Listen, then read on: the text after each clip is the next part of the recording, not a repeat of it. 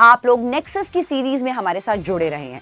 आपने सारे लॉस पढ़े हैं जो हमने क्लास में डिस्कस करे। एक्टिव रीडिंग ये कहता है कि अगर आपको यहाँ पर जो भी लॉ पॉइंट्स हैं वो समझ नहीं आए तो आप स्टोरी पर इसको अप्लाई नहीं कर पाएंगे। कभी भी अगर कोई भी पार्टी, कॉन्ट्रैक्चुअल पार्टीज अपने ऑब्लिगेशंस को फुलफिल नहीं करती हैं तो आप क्रिमिनल केस उन पे नहीं फाइल कर सकते। पार्टी ने मुझे बोला था कि वो मुझे इस डेट तक एडवांस अमाउंट पे कर देगी, उसने नहीं किया तो mayor the breach of promise, इससे ये नहीं निकलता कि आप क्रिमिनल प्रोसीडिंग्स इंस्टीट्यूट कर दो। Hello everyone, welcome to an amazing platform of PW CLAT. CLAT nexus mastery 2025 batch के फर्स्ट लीगल रीजनिंग के लेक्चर में आप सभी का स्वागत है। I am advocate Mansi Jain. आज बच्चों हम लोग प्रैक्टिस करने वाले हैं क्वेश्चंस कॉन्ट्रैक्ट लॉ पे बेस्ड। आप लोग नेक्सस की सीरीज में हमारे साथ जुड़े रहे हैं। आपने सारे लॉस पढ़े हैं जो हमने क्लास में डिस्कस करे। क्रिमिनल लॉ पे बेस्ड हमने डिटेल डिस्कस किया, हमने कॉन्ट्रैक्ट लॉ को डिटेल में पढ़ा। जिस टाइप के क्वेश्चंस आपको क्लैट में आते हैं उनको प्रैक्टिस करने का टाइम आज है। तो यहां पर हम नॉलेज को अप्लाई करेंगे, कॉन्ट्रैक्ट लॉ को समझेंगे, उस पर बेस्ड क्वेश्चंस जिस टाइप के आते हैं उनको सॉल्व करेंगे।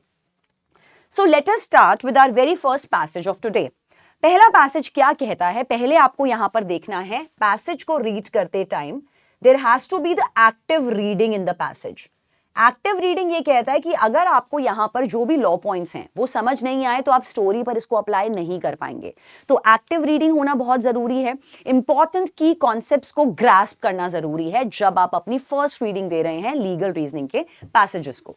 तो सुप्रीम कोर्ट ने ऑब्जर्व किया कि मेयर एलिगेशन लगाना of failure to keep up a promise will not be enough to initiate a criminal proceedings. मतलब अगर पार्टी सिर्फ इतना बोल रही हैं कि हमने प्रॉमिस को यहां पर ब्रीच नहीं किया, सिर्फ एलिगेशन लगाने पर, एक पार्टी ने कॉन्ट्रैक्ट किया और दूसरी पार्टी ने बोला उन्हीं दोनों में से कि यार इसने तो प्रॉमिस को फुलफिल करने से मना कर दिया, तो सिर्फ एलिगेशन लगाने से बिना किसी सबूत और एविडेंस के आप ये नहीं बोल सकते हो कि क्रिमिनल प्रोसीडिंग्स यहां पर इंस्टीट्यूट या स्टार्ट होनी चाहिए। ब्रीच ऑफ कॉन्ट्रैक्ट तब होता है जब दोनों में से कोई एक पार्टी कॉन्ट्रैक्ट को ब्रेक कर देती है। तो ब्रीच कॉन्ट्रैक्ट यहां पर does not give rise to the criminal prosecutions, क्योंकि कॉन्ट्रैक्ट लॉ आपका सिविल लॉ की ब्रांच में आता है। तो अनलेस एंड अनटिल एक फ्रॉड का क्राइटेरिया जो हमने कॉन्ट्रैक्ट लॉ में पढ़ा था उसको छोड़ के कभी भी अगर कोई भी पार्टी, कॉन्ट्रैक्चुअल पार्टीज अपने ऑब्लिगेशंस को फुलफिल नहीं करती हैं तो आप क्रिमिनल केस उन पे नहीं फाइल कर सकते हो। ये यहां पर बताया गया है। For cheating, unless actually party ने फ्रॉडुलेंट किया हो, फ्रॉडुलेंट बिहेव किया हो, डिसऑनेस्टी दिखाई हो, डिसऑनेस्ट इंटेंशन दिखाई हो, और ये कहते हैं right from the beginning of the transaction. मतलब अगर आपकी फ्रॉडुलेंट इंटेंशन थी एक पार्टी की तो वो शुरू से ही दिख रही थी। मतलब एक प्रॉपर्टी डीलर ने आपको एक सस्ती सी प्रॉपर्टी चेप दी, वहां पर प्रॉपर्टी में बहुत सारे माल फंक्शंस थे, तो शुरू से ही पता चल रहा था कि प्रॉपर्टी डीलर की इंटेंशन फ्रॉडुलेंट यहां पर थी। The bench of justices Abhay S. Oka and Rajesh Bindal said so. Bench ने ऐड किया कि criminal courts are not meant to be used for settling the scores और pressurising the parties to settle the civil disputes. सीधा सच बोला है bench ने कि यार ऑलरेडी यहां पर कोर्ट्स में बर्डन्ड अप है केसेस के, और यहां पर आप अपने कॉन्ट्रैक्चुअल ऑब्लिगेशंस के बदले निकालने के लिए, बेवजह पार्टीज को प्रेशर करने के लिए या अपने बदले निकालने के लिए फालतू में क्रिमिनल कोर्ट्स में आकर समय बर्बाद ना करें, अपना भी और हमारा भी, क्योंकि कॉन्ट्रैक्ट लॉ आपका सिविल डोमेन में आता है तो सिविल सूट फाइल होता है इसके ब्रीच के केसेस में। In the case FIR, in that case FIR was registered against the accused person। यहां पर एक कॉन्ट्रैक्ट का केस एग्जांपल दिया है इन्होंने। तो होता क्या है इस केस में, FIR फाइल कर देती है एक पार्टी दूसरे के खिलाफ सेक्शन 420 का चीटिंग में, 120B क्रिमिनल कॉन्स्पिरेसी का और क्रिमिनल इंटिमिडेशन के सेक्शंस लगा देती है, made by the informant.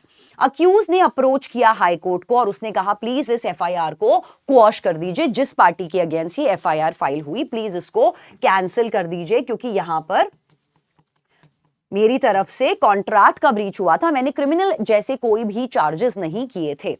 So in that case appeal ये कहती है, एपेक्स कोर्ट ने ये नोट डाउन किया कि ये जो एलिगेशंस लगाए गए हैं ये सब सिविल नेचर के हैं। परूजिंग द कंप्लेंट्स, बेंच ने ये नोट किया कि ये जो पूरा एंटायर आइडिया था जिस तहत ये कंप्लेंट फाइल की गई, FIR में डाला गया सब कुछ, ये सब कुछ एक्चुअली इसलिए था कि एक सिविल डिस्प्यूट को क्रिमिनल कन्वर्ट किया जाए, फालतू में एपिलांट पे प्रेशर किया जाए ताकि उसका अमाउंट रिटर्न हो जाए जो अलेजिडली उसने पे किया था। तो कॉन्ट्रैक्चुअल केसेस में जो अमाउंट पे किया गया है उसको रिकवर करने के लिए आप बेवजह क्रिमिनल केसेस नहीं फाइल कर सकते as per the court said. Criminal courts are not meant to be used for the settling scores or pressurizing the parties to set the civil disputes. Wherever the ingredients of criminal offences are made out, criminal courts have a take the cognizance in such cases. तो ये कह रहे हैं जहां पर भी appropriate criminal case बनना चाहिए, इवन इफ कॉन्ट्रैक्ट जैसे फ्रॉड के केसेस, तो कोर्ट केस फाइल होगा क्रिमिनल जॉनर में, अदरवाइज आपको सिविल नेचर का केस फाइल करना होगा. Complainant in the question based on which FIR was registered was filed nearly 3 years after the last date fixed for registration of the sale deed. Complain भी 3 साल बाद file करी गई sale deed के registration की date के बाद. Allowing the proceedings to continue would be an abuse of the process. Court ने कहा अगर हम ये करेंगे भी तो it would be gross injustice. तो इस केस में हम इस तरह से प्रमोट नहीं करेंगे इस चीज को. A breach of contract does not give rise to a criminal prosecution for cheating. जब तक हम ये ना प्रूव कर दें कि fraudulent और dishonest intention एक्चुअली में थी पार्टी की शुरू से ही, बिगिनिंग से ही लेके. Merely सिर्फ एक allegation of the failure to keep up a promise, मतलब सिर्फ एक allegation लगाना कि पार्टी ने अपना promise पूरा नहीं किया. पार्टी ने मुझे बोला था वो मुझे शर्ट सप्लाई करके देगी, उसने नहीं दिया. पार्टी ने मुझे बोला था कि वो मुझे इस डेट तक एडवांस अमाउंट पे कर देगी, उसने नहीं किया. तो mere the breach of promise, इससे ये नहीं निकलता कि आप क्रिमिनल प्रोसीडिंग्स इंस्टीट्यूट कर दो. कोड ऑफ क्रिमिनल प्रोसीजर 1973 का सेक्शन 482 कहता है, as per Indian penal code 1860 section 420 कहता है कि breach of contract does not give rise to the criminal prosecution, yes, for cheating unless actually there is a fraudulent or dishonest intention right from the beginning. Mere allegation for the promise cannot institute this. Courts are not meant to be used for settling your scores and pressurizing for civil disputes. Now let's move ahead with the question choices. First question ये कहता है, Rahul entered into a business contract with Sonia. तो यहां पर जो contract हुआ वो दो पार्टीज के बीच में हुआ, that was Rahul and Sonia.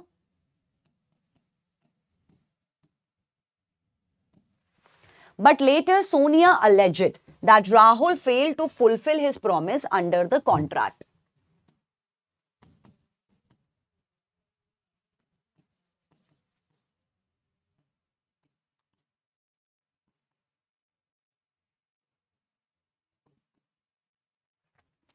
तो क्या इस केस में ब्रीच ऑफ कॉन्ट्रैक्ट होना चाहिए? तो जैसे कि हमने अभी पैसेज पढ़ा, तो यहां पर आपको लगानी है एलिमिनेशन स्ट्रैटेजी. एलिमिनेशन स्ट्रैटेजी ये बोलती है कि यार बेस्ड ऑन द पैसेज का इंफॉर्मेशन, क्वेश्चन पढ़ते ही क्लियरली ये दिख रहा है कि राहुल ने सिर्फ प्रॉमिस ब्रेक किया और उसके चलते सोनिया ने क्रिमिनल केस फाइल कर दिया जो पैसेज के हिसाब से गलत होना चाहिए. तो क्या ये ब्रीच ऑफ कॉन्ट्रैक्ट होगा? Making yeses automatically the incorrect answer. जो भी कह रहे हैं हाँ ये ब्रीच ऑफ कॉन्ट्रैक्ट है, हाँ ये क्रिमिनल केस होना बनता है, वो आपके यहां पर क्लियर एलिमिनेटर्स होंगे by the easy process of elimination, जो कहता है कि 90% आपको क्लैट में 50-50 स्ट्रैटेजीज गिवन होती हैं. दो ऑप्शंस कहेंगे यस यस बिकॉज बिकॉज, और दो ऑप्शंस कहेंगे नोज और उनके अपने अपने बिकॉज होंगे. तो अगर आपकी लीगल अंडरस्टैंडिंग बहुत अच्छी है, अगर आपकी कॉन्सेप्ट क्लैरिटी बहुत अच्छी है, तो पैसेज पढ़ते ही और क्वेश्चन पढ़ते ही आपको समझ में आ जाएगा कि या तो आंसर येसेस में से ही जाने वाला है या डेफिनेटली आंसर नोज में से जाने वाला है. So reading this passage and this question, we could infer कि answer yes breach of the contract में तो नहीं जाएगा. That will clearly make A option and C option the clear eliminators. तो यहां पर आपको टाइम सेव करना है C और A ऑप्शन का, बिकॉज का पार्ट रीड करने से टाइम सेव यहां पर आपका होगा. नेक्स्ट आंसर आपका निकल सकता है नो यहां से या फिर नो यहां से. तो अब यहां पर बहुत बार बच्चे कंफ्यूज होते हैं कि मैम नो तो सही था आंसर मेरा, लेकिन मैंने बिकॉज गलत पकड़ लिया. तो यहां पर एक चीज का ध्यान देना बहुत जरूरी है बच्चे. आपको यह चेक करना है क्योंकि ये आपका लीगल रीजनिंग का सब्जेक्ट है, ठीक है, बेसिक चीज लीगल रीजनिंग का सब्जेक्ट है.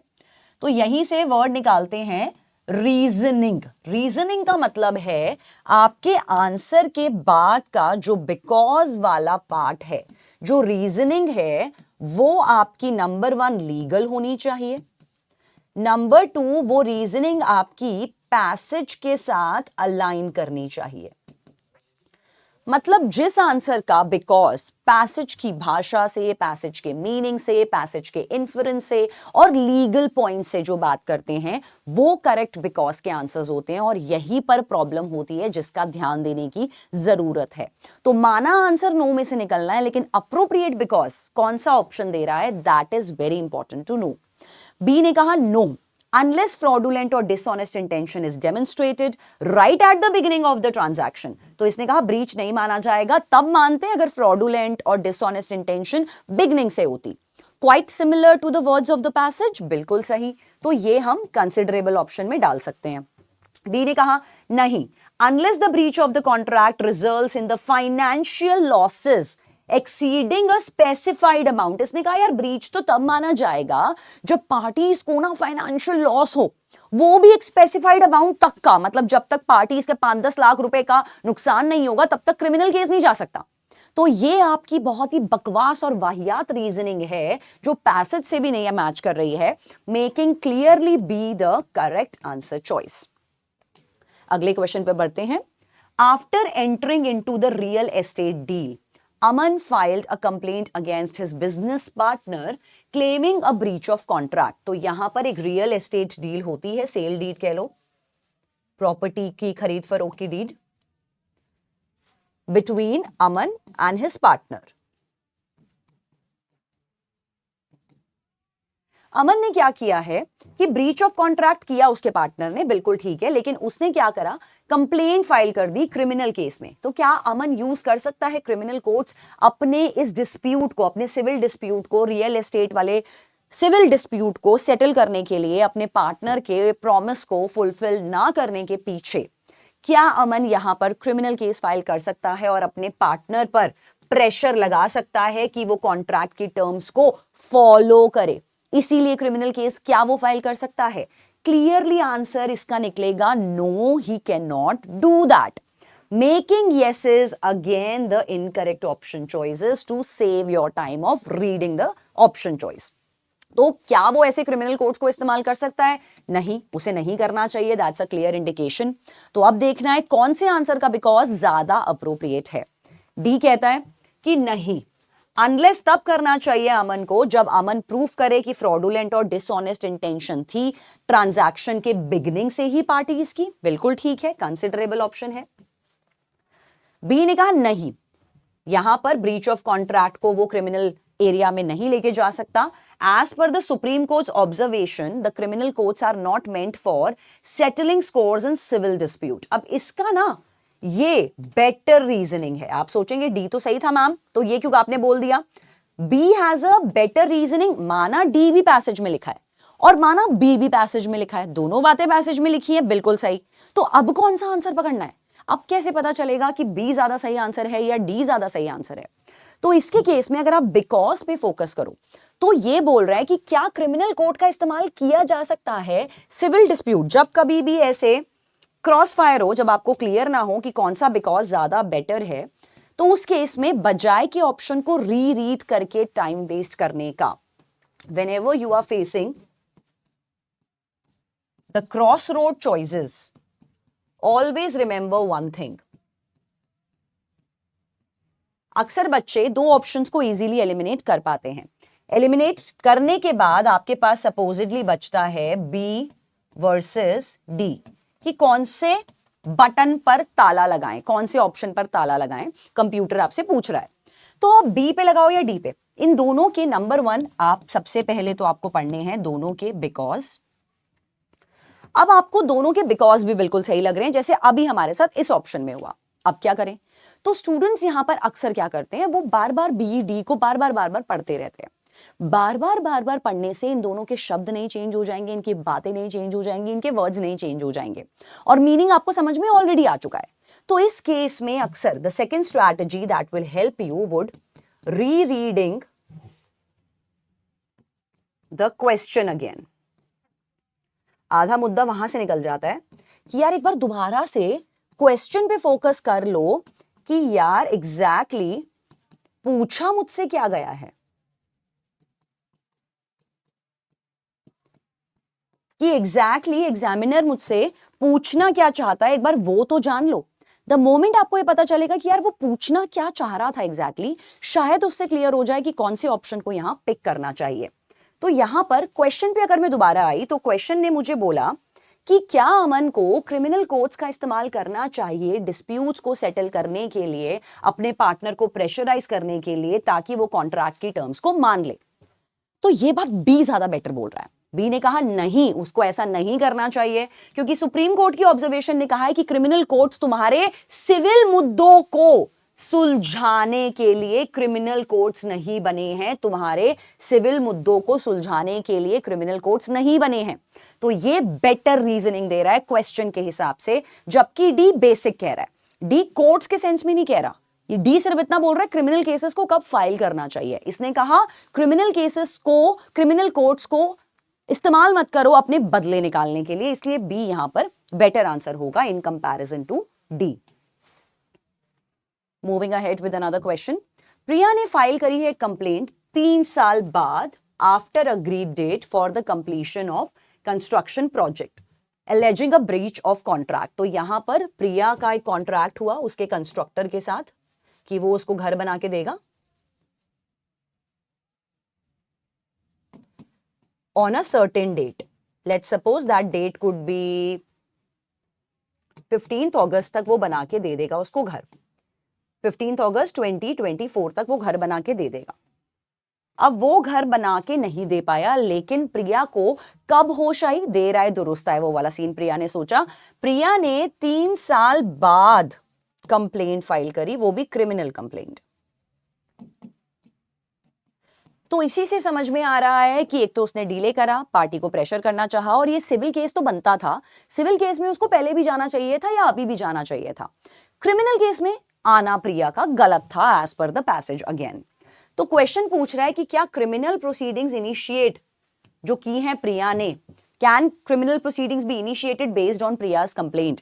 तो क्या क्रिमिनल प्रोसीडिंग्स मतलब क्रिमिनल ट्रायल यहां शुरू कर देना चाहिए प्रिया की कंप्लेंट पर। तो आंसर कहां से निकलेगा, नो अगेन। यस, बिल्कुल सही सोचा आप लोगों ने। तो making C and A the incorrect answer choice. तो इनको पढ़ने में टाइम वेस्ट हम लोग नहीं करेंगे, क्रिमिनल केस नहीं हो सकता। अब देखते हैं कौन से की बेटर अंडरस्टैंडिंग है। डी ने कहा इसीलिए नहीं हो सकता क्योंकि प्रिया को पहले फ्रॉडुलेंट इंटेंशन प्रूफ करनी पड़ेगी, डिसऑनेस्ट इंटेंशन प्रूफ करनी पड़ेगी। सेम चीज है कि कंस्ट्रक्टर का इंसेप्शन ऑफ द प्रोजेक्ट से ही ऐसा इंटेंशन था। नो, बी ने कहा as per the supreme court observation allowing the delayed proceedings. Delayed दिख रहा है, 3 साल का डिले क्लियरली दिख रहा है, और पैसेज में भी मेंशन था कि delayed proceedings would be an abuse of court's process. Clearly ये लाइन मेंशन थी, यहां पर we can have a double look on that as well. Here is the line. यहां पर भी 3 साल बाद कंप्लेंट फाइल की गई थी। Allowing the proceedings to continue, allowing the proceedings to continue in the cases of delay will be an abuse of process. तो ये क्लियरली यहां मेंशन है, डिलेइंग को अगर आप एंटरटेन करोगे तो it would be an abuse of process as mention in the option choice also. Henceforth, abuse of process, delaying, aligning with the passage, reasoning going with the passage, very well, making B the correct choice. D ने वही basic ज्ञान दिया है जो already बार बार दे चुका है, लेकिन यहां पर क्वेश्चन से अप्रोप्रिएट नहीं जा रहा D का reasoning. In a property transaction, Ravi ने अक्यूज करा, इल्जाम लगाया अपने बिजनेस एसोसिएट पर कि भाई उसने उस पर चीटिंग की है, बिजनेस एसोसिएट पर। प्रॉपर्टी ट्रांजैक्शन हुआ, बोला कि यार तूने चीटिंग की है, और एफआईआर भी फाइल कर दी। Ravi was there, business associate was there, और यहां पर उसने केस फाइल करा चीटिंग का 420 में, और बिजनेस पार्टनर भी था, जबकि accused appeal, sorry not business partner नहीं था, प्रॉपर्टी का कुछ ट्रांजैक्शन था, बाइंग एंड सेलिंग का। Accused appeal to the supreme court. Accused मतलब उसका बिजनेस पार्टनर सुप्रीम कोर्ट जाता है कि यार एफआईआर को कोअश करा दो। एफआईआर कोअशिंग के लिए, कैंसिल कराने के लिए वो गया सुप्रीम कोर्ट। तो पहले बताओ जल्दी जल्दी, सोचो जल्दी जल्दी कि क्या कोअश हो जानी चाहिए? बिल्कुल हो जानी चाहिए, क्योंकि सेम वही सब रीजनिंग जो अभी तक हम पढ़ते आ रहे हैं। तो क्या सुप्रीम कोर्ट को प्रोसीडिंग्स अलाउ करनी चाहिए to continue if it finds that allegation are civil in nature? तो क्या यहां पर सुप्रीम कोर्ट को ये प्रोसीडिंग्स, किस चीज की प्रोसीडिंग्स? क्वॉशिंग प्रोसीडिंग्स, कैंसिल करने वाली प्रोसीडिंग्स, क्या सुप्रीम कोर्ट को एंटरटेन करनी चाहिए अगर सुप्रीम कोर्ट को पता चल जाए कि allegations are civil in nature?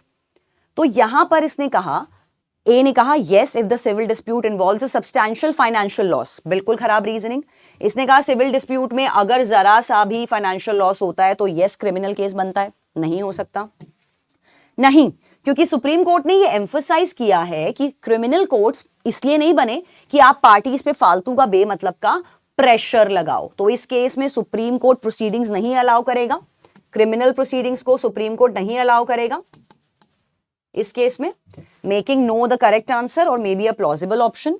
सी ने कहा हां क्रिमिनल प्रोसीडिंग सुप्रीम कोर्ट में जानी चाहिए अगर अक्यूज बेचारा फेल हो जाए फुलफिल करने में अपने वादे, मतलब अगर वादा खिलाफी कर दे तो सुप्रीम कोर्ट को क्रिमिनल प्रोसीडिंग्स को स्टार्ट कर देना चाहिए अगेंस्ट द पैसेज। डी ने कहा नहीं, अनलेस रवि ये प्रूव कर दे फ्रॉडुलेंट डिसऑनेस्ट इंटेंशन, सेम चीज पैसेज वाली बात है। लेकिन क्वेश्चन ने पूछा क्या क्रिमिनल केस होना चाहिए अगर प्रोसीडिंग सिविल नेचर की है। बी ने कहा कि नहीं, सुप्रीम कोर्ट ने क्लियरली बोला है कि अगर क्रिमिनल केसेस हैं तभी होंगे, प्रेशर मत क्रिएट करो सिविल डिस्प्यूट वाले केसेस में। तो B is aligning with the better reasoning, making D also the incorrect choice.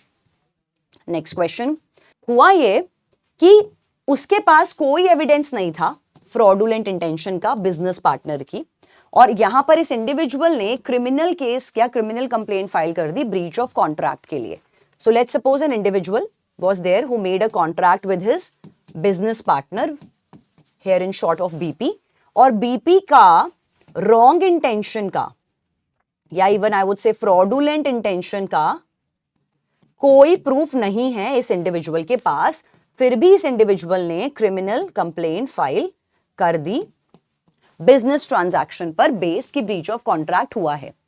क्या क्रिमिनल कोर्ट एंटरटेन करेगा इस कंप्लेंट को सिर्फ इसीलिए क्योंकि एलिगेशन लगाया गया है कि प्रॉमिस को निभाया नहीं गया? Answer would be again turning into a no, making yeses the incorrect choices. D ने कहा नहीं, जब तक कंप्लेनेंट ये ना प्रूव कर दे कि सच में फ्रॉडुलेंट इंटेंशन है। कंप्लेनेंट ये कैसे प्रूव करेगा जब क्लियरली क्वेश्चन के स्टार्टिंग में लिखा है कि उसके पास कोई एविडेंस है ही नहीं। तो जब कोई एविडेंस नहीं है तो ये डी ये क्यों बकवास कर रहा है कि हाँ यार केस तो नहीं फाइल होगा लेकिन तब हो जाएगा अगर वो फ्रॉड प्रूफ कर दे। क्वेश्चन ने बोला कि वो फ्रॉड नहीं प्रूफ कर सकता, उसके पास कोई सबूत है ही नहीं। बी ने क्या बोला? नहीं, क्योंकि सुप्रीम कोर्ट ने क्लैरिफाई किया था, साफ साफ क्लैरिफाई किया था कि ब्रीच ऑफ कॉन्ट्रैक्ट अपने आप में सिर्फ माना ब्रीच है, सिर्फ ब्रीच अपने आप में जस्टिफाई नहीं कर सकता कि यार चलो मिलके क्रिमिनल केसेस करते हैं जब तक फ्रॉडुलेंट और डिसऑनेस्ट इंटेंशन ना हो। तो वो वाला जो फ्रॉड और डिसऑनेस्ट वाला था वो डी से उठा लिया, एक्स्ट्रा अच्छी रीजनिंग भी दे दी। तो ये क्लियरली आपका बेस्ट आंसर है amongst the four options, making B the correct answer choice. What does the doctrine of privity of the contract state? Doctrine of privity of the contract क्या कहता है exactly? वो simple सा ये कहता है कि यार अगर दो पार्टीज हैं जो कॉन्ट्रैक्ट के अंदर आई हैं तो उस केसेस में वो ऑब्लिगेशंस भी इन दोनों को फुलफिल करने हैं, कुछ राइट्स निकलते हैं कॉन्ट्रैक्ट से वो भी इन दोनों पार्टीज के हैं। तो ये कहता है कि कोई भी third party who is a non party to the contract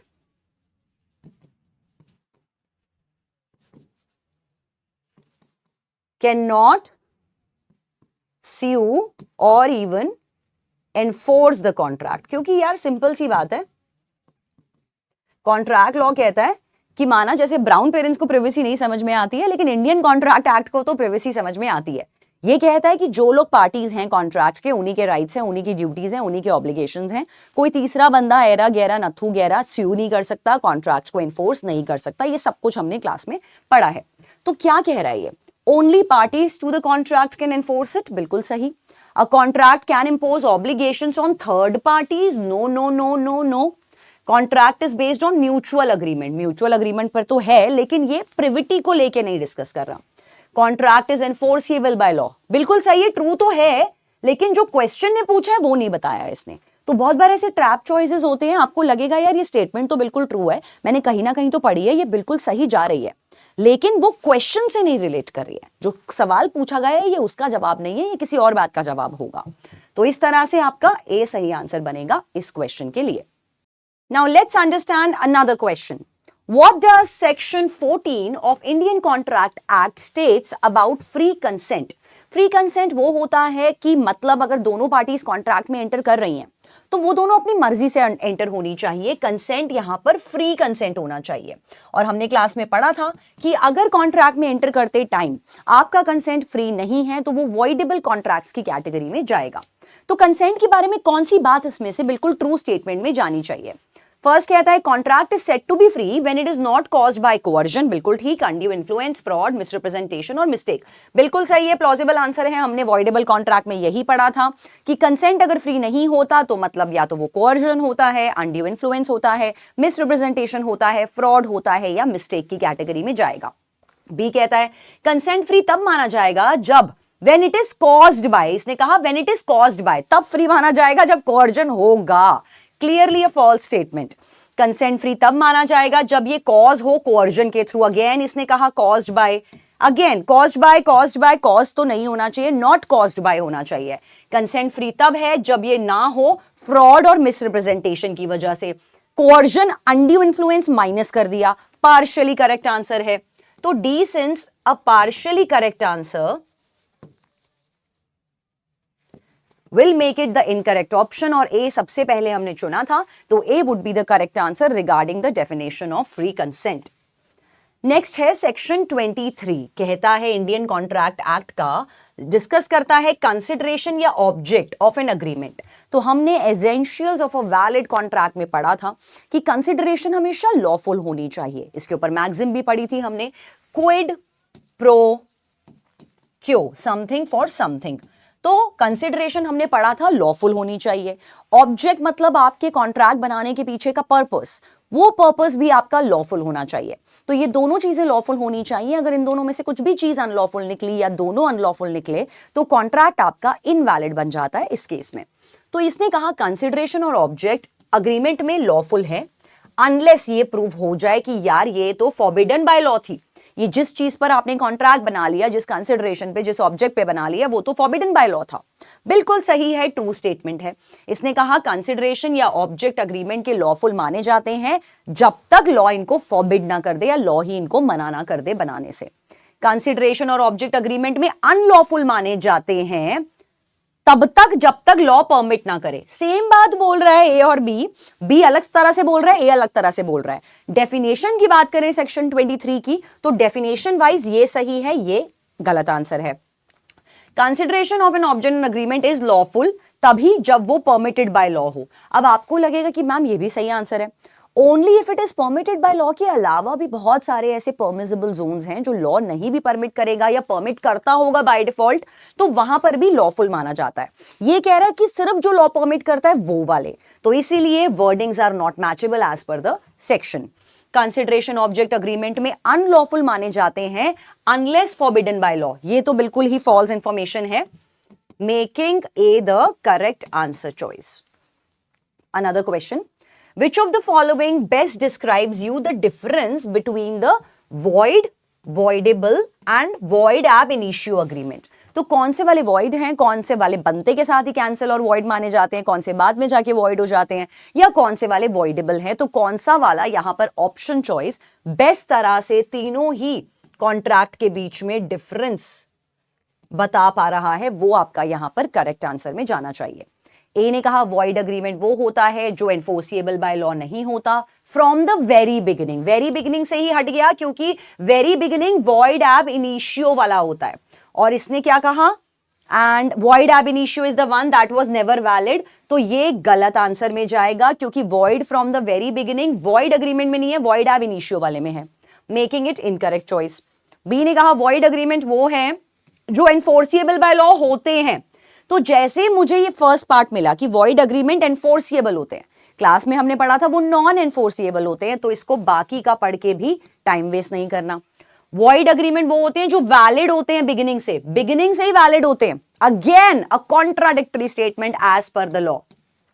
void agreement वो होते हैं जिसमें एक या ज्यादा पार्टीज के पास ऑप्शन होता है एनफोर्स करने का कॉन्ट्रैक्ट को या रिसेंड करने का अग्रीमेंट को। वॉइडेबल अग्रीमेंट वो होते हैं जो एनफोर्सिएबल नहीं होते बाय द लॉ, एनफोर्सिएबल भी नहीं होते हैं बाय द लॉ। तो इसने कहा ये लॉ एनफोर्सिएबल भी नहीं करता है वॉइडेबल के लिए, जबकि वो एनफोर्सिएबल होते हैं at the option of one aggrieved party. तो making it also an incorrect choice. तो भाई ये तो चारों गलत ऑप्शंस थे। अब कौन सा सही आंसर है? अब हम वापस ग्रिलिंग करेंगे। अगर हमने देखा बी, सी और डी में तीन जगह एक एक्सप्रेस फॉल्स इंफॉर्मेशन गिवन है, इजंट इट? यहां पर आपका एक फॉल्स स्टेटमेंट ये बन गया कि void agreement enforceable by law होते हैं, गलत। वॉइड अग्रीमेंट ऐसे होते हैं जो वैलिड होते हैं बिगिनिंग में, वॉइडेबल अग्रीमेंट होते हैं that is not enforceable by law, गलत है ये भी बिल्कुल।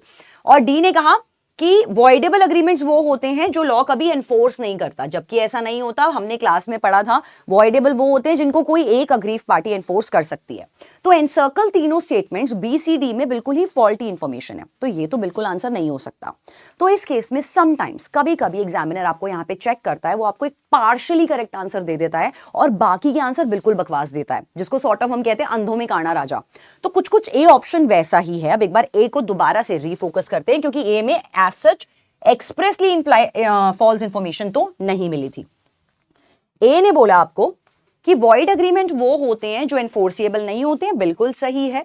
लॉ उनको एनफोर्स नहीं करता शुरू में, ठीक है, एनफोर्स नहीं करता। वॉइड को तो एनफोर्स कभी भी नहीं करते हैं। वॉइडेबल वो होते हैं जो वन या दूसरी पार्टी के पास ऑप्शन होता है एनफोर्स करने का, रेसेंड करने का, कैंसिल करने का, ये भी बिल्कुल ठीक है। एक या दूसरी पार्टी, अग्रीव पार्टी कर सकती है वॉइडेबल को एनफोर्स। और वॉइड एब इनिशियो वो वाले अग्रीमेंट्स होते हैं जो कभी भी वैलिड थे ही नहीं शुरू से ही, to begin with void ab initio. That will make A the correct answer in comparison of B, C and D option choices. Another question. Sahil was very rich businessman. Shreya was his daughter whom he loved very dearly. There were many people who wanted to marry Shreya, but Sahil would not approve of them easily. बहुत लोग श्रेया से शादी करना चाहते थे, लेकिन father को कभी भी कोई समझ नहीं आया रिश्ता, तो वो मना कर देते थे सभी रिश्तों को।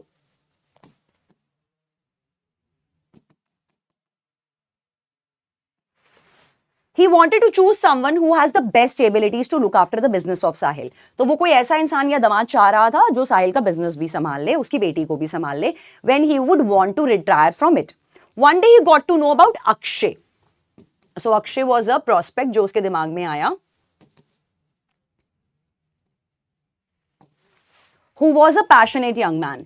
He made a contract with Akshay. उसने अक्षय के साथ एक कॉन्ट्रैक्ट किया that Akshay would marry Shreya and if he fails to do so, he is liable to pay the fine of 1 lakh rupees. इसने कहा तू मेरी बेटी से शादी कर और अगर तूने मेरी बेटी से शादी नहीं करी तो तुझे देने पड़ेंगे 1 लाख। तो ये कॉन्ट्रैक्ट कहीं ना कहीं अक्षय को दूसरों से शादी करने से रिस्ट्रेंट कर रहा है श्रेया को छोड़ के। तो क्योंकि ये आपका रिस्ट्रेंट टू मैरिज कॉन्ट्रैक्ट है और ये हमने पढ़ा था आपका वॉइड अग्रीमेंट्स की कैटेगरी में जाता है, तो he decided to marry someone else. तो इस केस में Shreya can sue Akshay, no, answers निकलने चाहिए थे can not sue Akshay.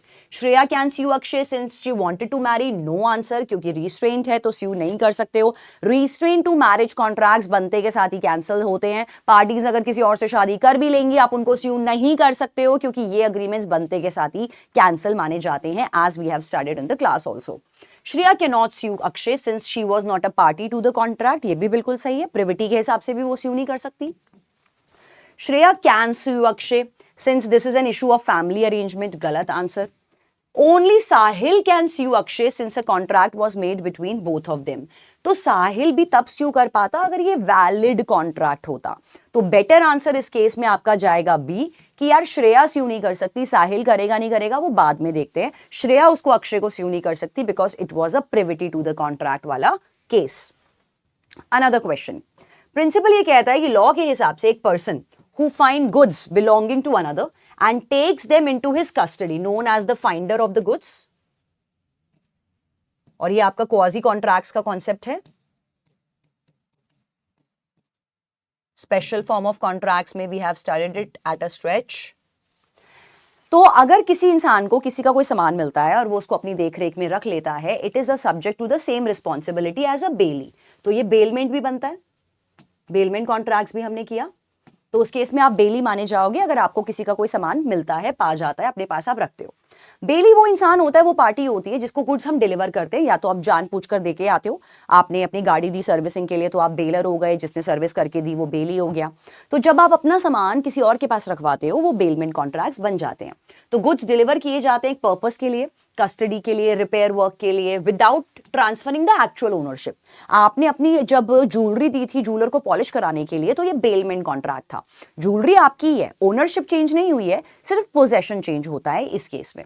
The finder of the goods इस केस में legally can sell the goods found by him under certain circumstances, including the situation that the owner refuses to pay the lawful charges of the finder, जिसको कहते हैं right to Lian. Again ये भी हमने class में पढ़ा है।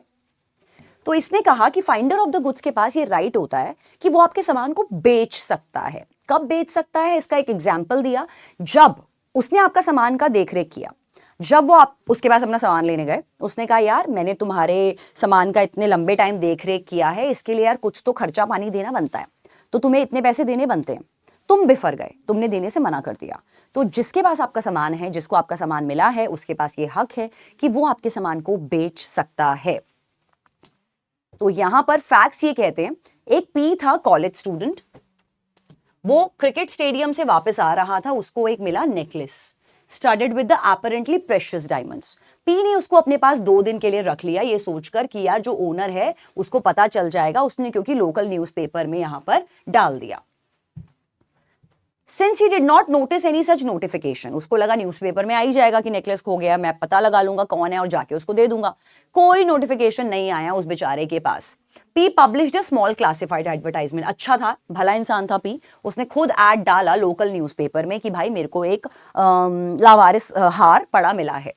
2 दिन के टाइम में P was contracted by a film actor. एक फिल्म एक्टर ने कॉन्टैक्ट किया पी को, claiming that it was her necklace. उसने कहा ये मेरा नेकलेस है, और पी को बोला कि यार मेरे को नेकलेस वापस करो।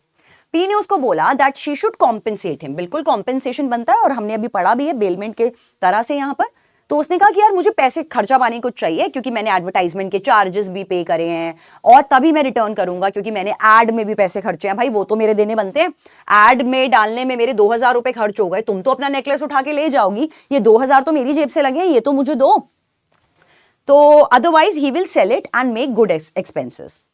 The film star told P that she had advertised in the national newspaper about her lost necklace which was lost somewhere in the cricket stadium. तो उसने कहा मैंने तो यार न्यूज़पेपर में इश्तिहार खुद भी दिया था, मैंने नेशनल न्यूज़पेपर में। तो advertisement was publish for 3 consecutive days incurring a large expenditure of her.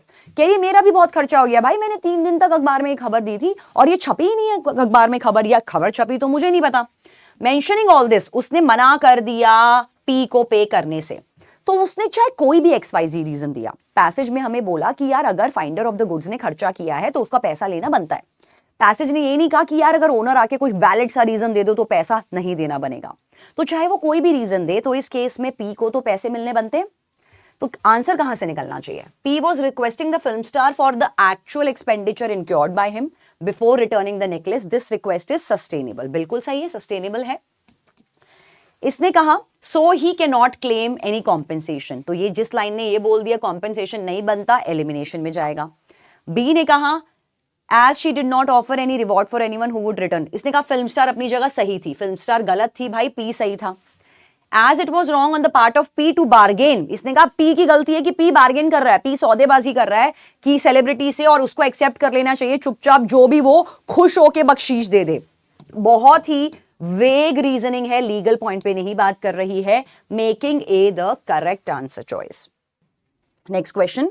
First principle ये कहता है कि अगर एक पर्सन किसी के गुड्स इस्तेमाल करता है which is left to his care due to mistake by another person, मतलब गलती से अगर आपके पास कोई गलती से कोई सामान छोड़ जाता है और आप उसको इस्तेमाल कर रहे हो, he has to compensate the another person. बिल्कुल, अगर आज मैं गलती से आपके पास अपनी गाड़ी छोड़ जाऊं और आप 3 दिन तक गाड़ी चला रहे हो, पेट्रोल खत्म कर दिया, टायर घिस दिए, तो आपको वो मुझे कॉम्पेंसेशन देना बनता है।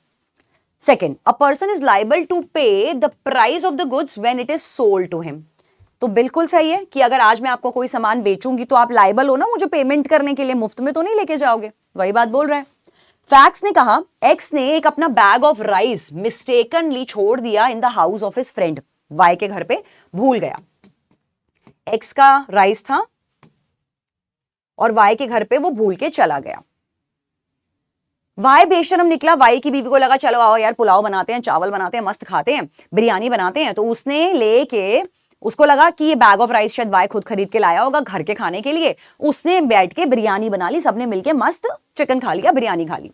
After 2 days mistake was realized when X comes to Y's house. 2 दिन बाद एक्स वापस लेने आया अपने चावल का कट्टा, house for taking away the bag. By the time 10 kilo rice उसमें से कंज्यूम ऑलरेडी हो चुका था। लेट अस सपोज कि उसमें शायद 50 kg राइस था, उसमें से 10 kg ये लोग कंज्यूम कर चुके थे 2 दिन के अंदर ही। भाई सब भर भर के पूरे पूरे दिन सिर्फ चावल ही खाते थे, शायद 2 दिन में 10 किलो चावल खा गए। ओ माय गॉड, मुफ्त का चंदन गेस मेरे नंदन। तो फ्रॉम द बैग एक्स ने डिमांड करा प्राइस वाई से, तो बिल्कुल बनता है। जो भी आंसर कह रहा है वाई नॉट लाइबल, गलत answer. None of the above, गलत answer. Y is liable to compensate for 10 kg, बिल्कुल। Y is liable to pay the price of the entire bag. Entire bag का देने की क्या जरूरत है यार, 10 किलो जितना प्राइस बनता है लेजिट उतना ही देगा। Making B the correct answer choice. Frustration of contract क्या होता है, ये हमने क्लास में पढ़ा था कि when an supervening event happens, जिस वजह से कॉन्ट्रैक्चुअल ऑब्लिगेशंस फुलफिल करना इम्पॉसिबल हो जाए, वो फ्रस्ट्रेशन ऑफ कॉन्ट्रैक्ट का क्लॉज में कवर होता है। इसका एक और पार्ट है क्लॉज का, that is known as force majeure, वो भी इसमें आता है। तो फ्रस्ट्रेशन क्या कहता है, कमर्शियल हार्डशिप नहीं।